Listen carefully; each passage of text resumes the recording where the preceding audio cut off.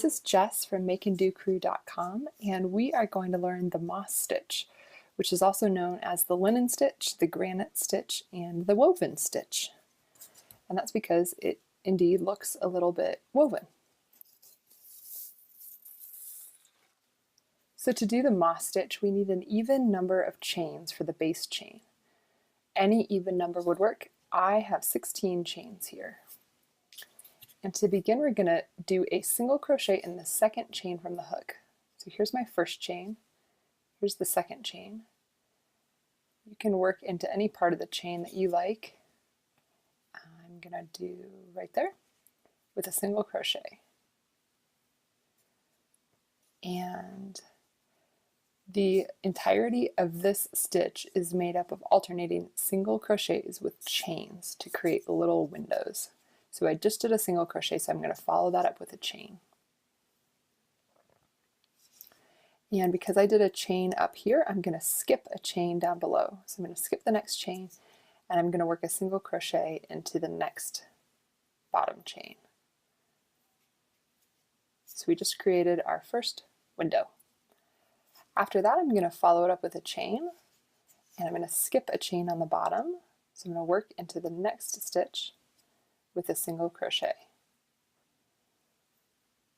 Again, I'm going to chain up top, so I'm going to skip the chain down below and work a single crochet into the next chain. I'm going to follow that with a chain, skip the chain down below, and put a single crochet in the next stitch. So as you can see, we're ending up with little boxes, and these little windows are where our single crochets in the next row are going to go.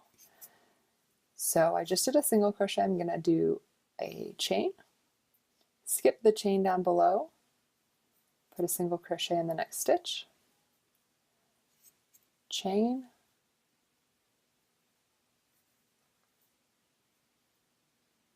single crochet, chain. I'm going to skip this bottom chain so that I end in the very last chain with a single crochet.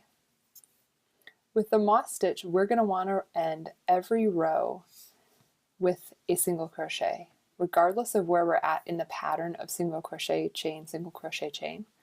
There are other ways to do this, but what I like about doing it this way is that it results in a nice, clean, and substantial edge on the edge of your work.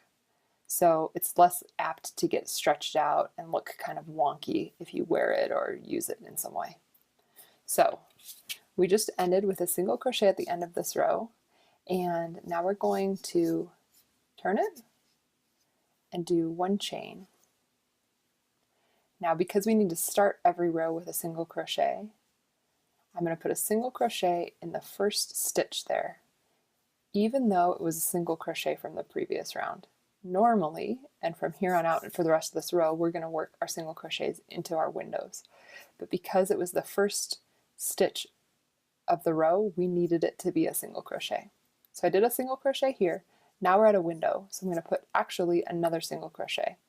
And I'm not doing a chain in between these. So I just put my single crochet into this window, and I'm going to follow that up with a chain. And then I'm going to skip the single crochet from the last round. So if you remember before, every time we did a chain up above, we were skipping a stitch down below. Now that we're on the second row, what we're skipping is the single crochet from the last round. And that allows us to come over here and put a single crochet in the next window. So what I've done here is a single crochet to begin the row, a single crochet in the window, then I've done a chain to help me go over this single crochet from the previous row, and then I'm going to put a single crochet in the window. So because I just did a single crochet, I'm going to follow it up with a chain. So I will skip the single crochet of the last row and put a single crochet right here in this window. Follow that with a chain, skip the single crochet, and put this single crochet into the window.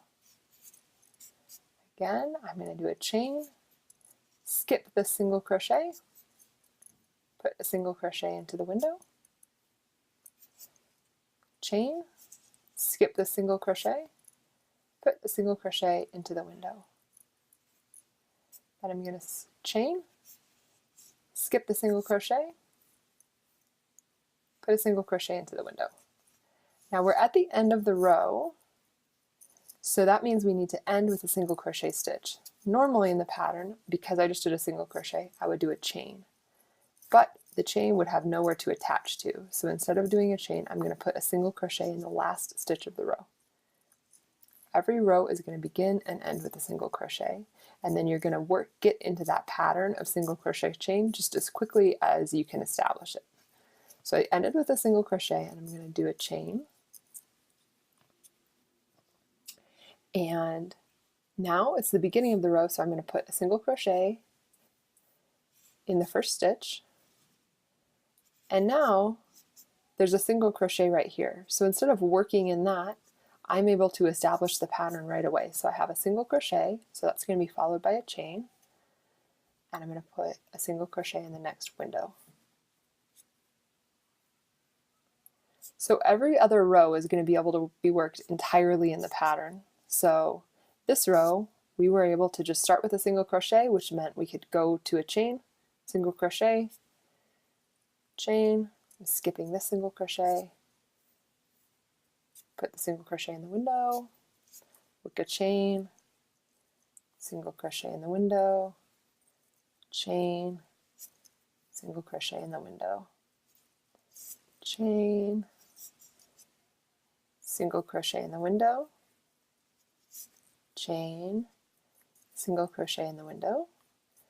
And now that I'm at the end of the row, I have 2 stitches left, and my next appropriate stitch would be to do a chain. So I'm going to do a chain, I'm going to work a single crochet into the very last stitch of the row.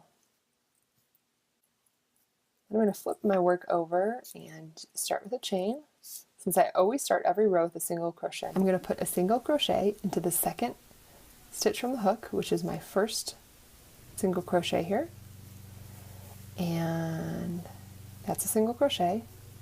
Now if I chained here, that would land me right in the middle of a single crochet to put my next single crochet, and that isn't the pattern. The single crochets need to go in a window. So instead of chaining, I'm going to follow this single crochet with another single crochet, because that's what helps me establish the pattern as early in the row as I can. So I've done a single crochet in the first stitch, a single crochet in the window, and now I have a single crochet right here, so I'm just going to chain over it and put a single crochet in the window. Again, I'm going to chain, skip over the single crochet so I can put my next single crochet in the window, chain, single crochet in the window, chain, single crochet in the window, chain, single crochet in the window, chain, and a single crochet in the window. Now I'm at the very last stitch of the row, and what would be normal in the pattern would be to do a chain, but there would be nowhere to put it. So instead of leaving that hanging out there, I'm going to end the row with a single crochet. So to summarize, every other row is going to begin and end with 2 single crochets in a row. And what that allows us to do is have a nice tidy edge that's very clean and straight. So one row is going to be just like the pattern. You're going to start with a single crochet, chain, single crochet, chain, single crochet, chain, and end with a single crochet. The next row will always be start with a single crochet, work another single crochet, then get into the pattern. So you'll do chain, single crochet, single crochet.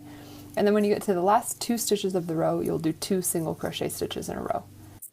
That is all there is to the moss stitch. I love the texture of it, and I think it looks great in one color, but it also looks nice if you alternate rows of color because they sort of get woven together.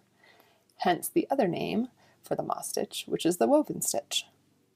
Thank you for watching, and be sure to check out my blog, makeanddocrew.com, for more free patterns and tutorials.